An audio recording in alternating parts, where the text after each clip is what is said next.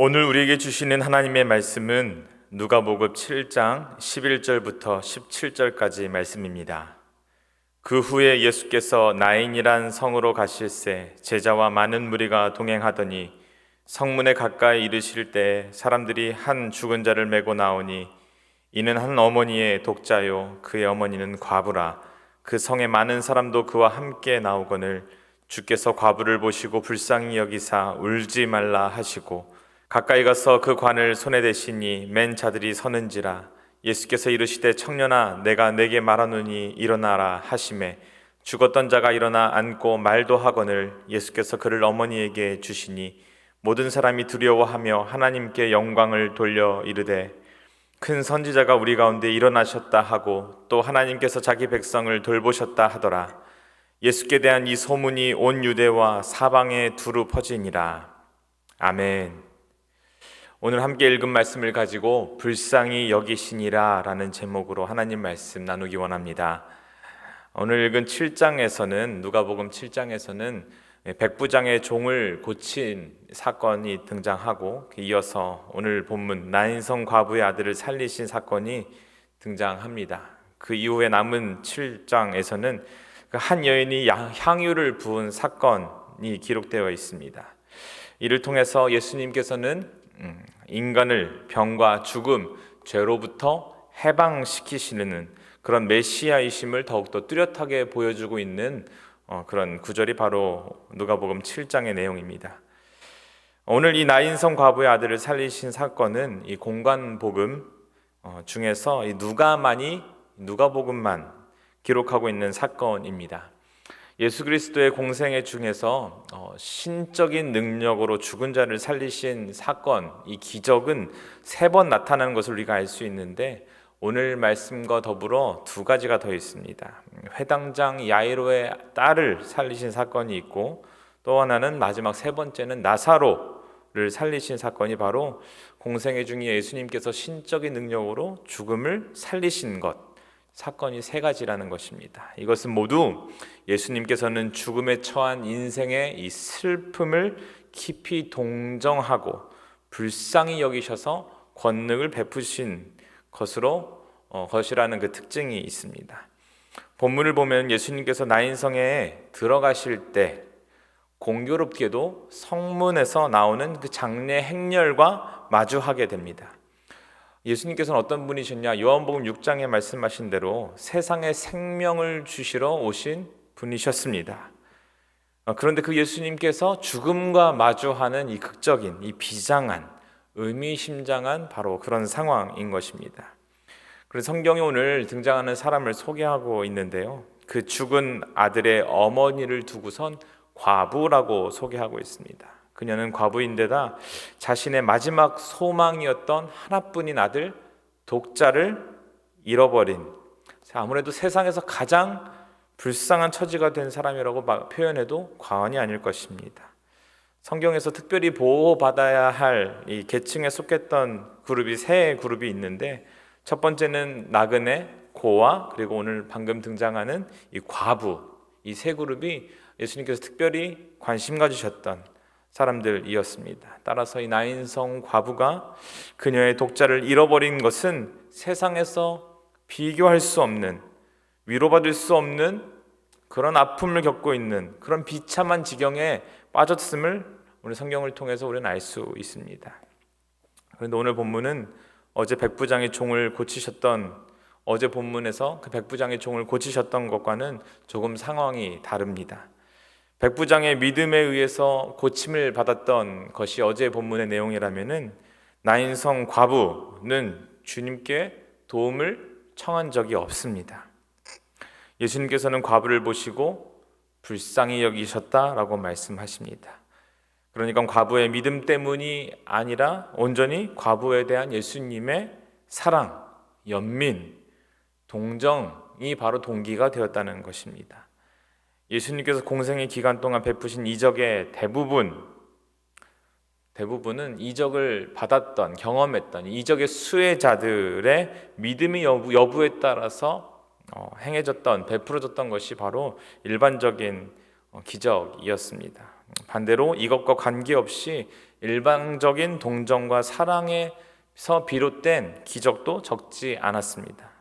마태복음 14장 14절에는 예수님께서 큰 무리를 보시고 불쌍히 여기셨다 말하고 있고, 마태복음 15장 32절에 또 내가 무리를 불쌍히 여긴다라고 말씀하십니다. 또 마태복음 20장 34절에는 눈뜨기를 원하는 맹인 두 사람을 불쌍히 여기셨다 말하고 있습니다. 예수님의 사랑은 조건 없는 사랑입니다. 오늘 본문 13절에 예수님께서는 깊은 슬픔에 빠진 이 나인성 과부를 향해서 말씀하십니다. 울지 말라, 위로하십니다. 그러면서 관에 손을 대시는데요, 이런 행렬은 먼저 그런 의도가 있었을 것 같습니다. 장례 행렬을 멈추게 하는 그런 조치였었던 것이고, 여기서 말하는 관이라는 이 단어는 이런 뜻이라고 합니다. 시신이 잘 보이는 관을 의미한다고 합니다. 근데 여러분 잘 아시겠지만 민수기에 보면은 여러 가지 율법 중에서 죽은 자의 관에 손을 대는 것은 부정한 것으로 간주되었다는 것을 우리는 잘 압니다. 그럼에도 불구하고 예수님께서 관에 손을 대신다는 것은 예수님이 나인성 과부를 불쌍히 여기셨다라는 것으로 그 불쌍히 여기는 그 마음을 보여주는 장면입니다. 또한 예수님께서는 그런 율법을 초월하신 분이시고 그 죽음의 권세에 영향을 받으시는 분이 아니심을, 그런 능력이 있으신 분이심을 보여주고 있는 장면이죠. 그리고서 말씀하십니다. 청년아, 내가 내게 말하노니 일어나라 라고 말씀하십니다. 여기서 일어나라 라는 말은 예수님께서 죽은 자를 살리실 때 사용하시던 전형적인 어법이었습니다. 구약에는 하나님의 종들이 하나님의 권능을 힘입어서 죽은 자를 살리는 경우들이 등장합니다. 하지만 자신의 권위, 누구의 힘을 빌려서가 아니라 자신의 권위, 신적인 권위로 죽은 자를 살리신 경우는 예수님밖에 없습니다. 이게 무슨 말입니까? 예수님이 하나님이시라는 겁니다. 육신을 입고 계시지만 신적 권위를 지니신 하늘의 하나님이라는 것을 누가는 오늘 본문을 통해서 계속 독자들에게 말하고 있는 것입니다. 실제로 어떤 일이 벌어집니까? 15절에 죽었던 자가 일어나 앉고 말을 하기 시작했다라고 말합니다. 살아난 것입니다. 예수님께서는 그 아들을 그토록 소중히 여기던 그 아들을 그의 어머니에게 줍니다. 이 일로 인해서 주변에 있는 많은 사람들은 예수님을 두고서 말합니다. 큰 선지자같이 예수님을 여기기 시작하게 되었고, 많은 사람들은 또 두려워하는 마음도 생겼고, 그 일로 인해서 또 예수님에 대해서 하나님께 영광을 돌리는 일이 생겨나기 시작했습니다. 또한 예수에 대한 소문이 온 사방에, 유대와 사방에 두루 퍼지게 되었다고 성경은 말하고 있어요. 그런데요, 16절에 이런 말이 등장합니다. 하나님께서 자기 백성을 돌아보셨다라고 말씀합니다. 여기서 돌아보다라는 헬라어 단어는 이런 뜻이 있다고 합니다. 의사가 환자를 왕진하는 것을 두고 이런 돌아보다라는 말로 헬라어에서 사용됐다고 합니다. 유대인들은 지금 어떤 상황입니까? 지난 400년 동안 선지자의 음성이 없었습니다. 하나님은 침묵하고 계셨습니다. 어떤 생각이 들었겠습니까? 우리의 하나님, 아브라함의 하나님, 야곱의 하나님, 이삭의 하나님이 나를 버리셨다라고 생각했었던 것 같습니다. 그러다가 본문에서 예수님의 그 기적을 행하시는 모습을 목격하게 되자 드디어 하나님께서 오랜 침묵을 깨고 그들을 돌아보셨다 생각하게 된 것입니다. 그래서 이 나인성 과부의 아들을 살리신 사건은 주님께서 사망의 권세를 이기시는 참된 메시아이심을 드러내주는 사건입니다. 더 나아가서 이 나인성 과부의 불쌍한 처지를 아파하시고 회복시켜 주시는 그 은혜의 주님을 만난 사건이 바로 오늘의 사건입니다. 오늘 누가복음의 저자인 누가가 이방인들에게 주님은 이런 분이십니다라고 확실하게 증명하고 소개하고 있는 것입니다. 백부장처럼 이방인이라도 믿음으로 주님께 나아가기만 하면 구원을 얻을 수 있다고 누가는 말하고 있고요. 동시에 주님께서는 나인성 과부의 아픈 심정을 돌아보시며 죽음의 권세를 이기시는 참된 메시아라는 것을 누가가 말하고 있는 것입니다. 오늘 우리의 상황을 봅시다.